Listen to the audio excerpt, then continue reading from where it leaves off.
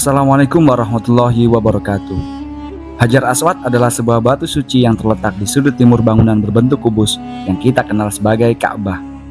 Hajar Aswad memiliki sejarah yang panjang dan menjadi objek kekaguman serta penelitian oleh banyak orang.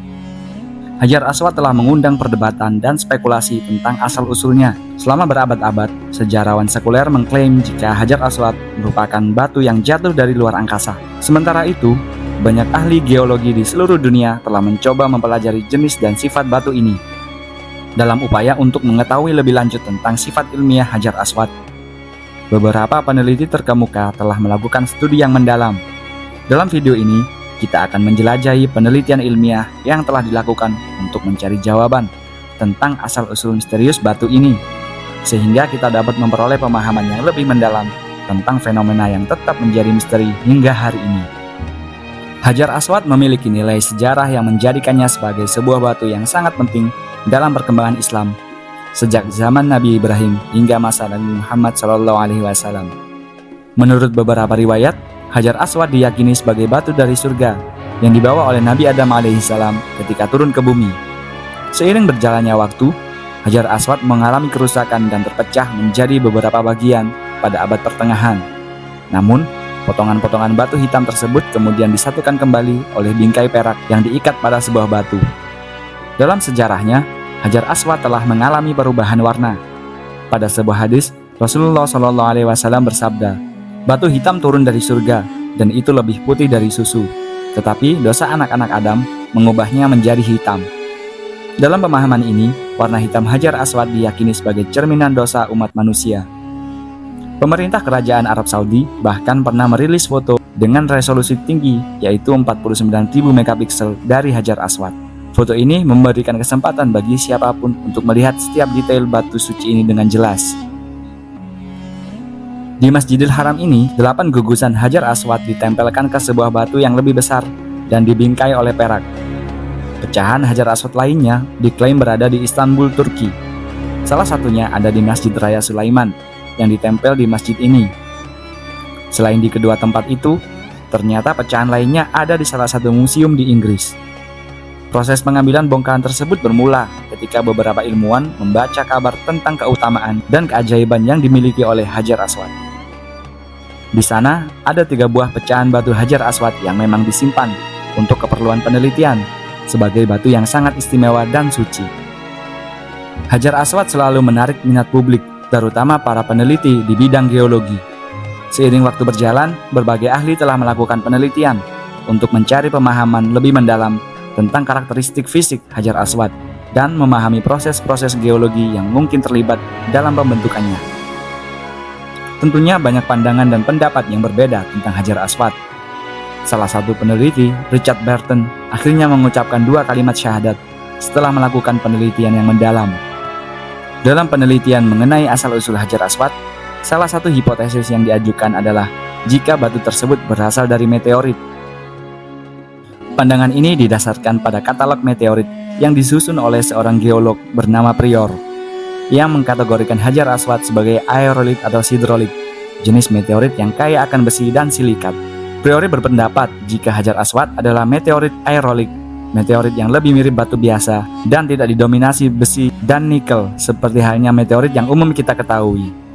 Anthony Hampton dan tim ahli geologi dari Universitas Oxford juga mempelajari sampel lokal yang dikumpulkan dari tempat Hajar Aswad berada. Mereka menemukan sejumlah iridium dan pecahan kerucut yang langka dalam sampel tersebut. Penelitian ini mengungkapkan jika pecahan kerucut itu terbentuk di batuan dasar di bawah kawah tumbukan.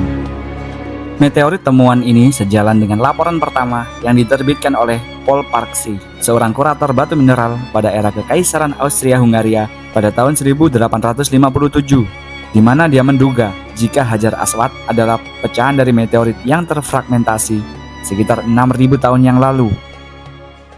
Namun, hipotesis ini menjadi bahan perdebatan karena ada penemuan yang mengatakan jika Hajar Aswad memiliki sifat terapung di air, yang umumnya memiliki massa jenis yang cukup tinggi sehingga akan tenggelam jika dimasukkan ke dalam air. Pada tahun 950 Masehi, Gubernur Makkah, Abdullah bin Hakim, bahkan menguji batu-batu yang diduga sebagai Hajar Aswad yang dicuri sekte Ismailiyah Karamichan 22 tahun sebelumnya. dan ditemukan bahwa batu-batu tersebut memang dapat terapung di air. Temuan ini pun menggoyahkan pandangan jika Hajar Aswad merupakan meteorit. Selain itu, para ilmuwan belum menemukan batuan meteorit dengan karakteristik yang sama seperti Hajar Aswad, sehingga keberadaan batu ini tidak dapat dengan pasti dikaitkan dengan meteorit. Meskipun demikian, hipotesis ini tetap menjadi salah satu sudut pandang dalam penelitian mengenai Hajar Aswad, dan peneliti terus mempelajari sifat dan karakteristik batu tersebut untuk mendapatkan pemahaman yang lebih jelas mengenai asal-usulnya. Hipotesis lain yang telah diajukan dalam penelitian mengenai asal-usul Hajar Aswad adalah bahwa batu tersebut merupakan batuan vulkanik, khususnya batu apung atau polmes. Batuan ini terbentuk dari letusan gunung berapi yang menghasilkan magma dengan komposisi kaya silika, CO2, atau batuan beku asam. Batuan beku asam secara umum berwarna terang atau cerah, berkebalikan dengan batuan beku basa yang gelap. Sebuah studi yang dilakukan oleh United States Geological Survey mengatakan bahwa Hajar Aswad mungkin adalah obsidian dari aliran lava yang umum di salah satu harat atau ladang vulkanik yang ditemukan pesisir Arab bagian barat. Sementara itu, peneliti Robert Dietz di Universitas Illinois Amerika Serikat mengatakan jika Hajar Aswad bukanlah berasal dari batuan meteorit, tetapi batu akik yang merupakan salah satu mineral yang terbentuk di dalam bumi. Dia mengatakan pita difusi dan kenampakan fisik lainnya menunjukkan bahwa itu adalah batu akik. Dalam konteks ini, beberapa ilmuwan mencatat jika Hajar Aswad memiliki kesamaan dengan batuan apung. Batuan apung umumnya memiliki warna terang atau cerah, dan sebagian besar terdiri dari pori-pori yang menghasilkan massa jenis yang sangat rendah, kurang dari 1 gram per cc. Fenomena ini sejalan dengan laporan jika Hajar Aswad dapat terapung di air. Batuan apung umumnya terbentuk dari letusan eksklusif dahsyat dengan skala letusan setara atau lebih dari 5V, yang salah satu ciri khasnya menghasilkan kaldera.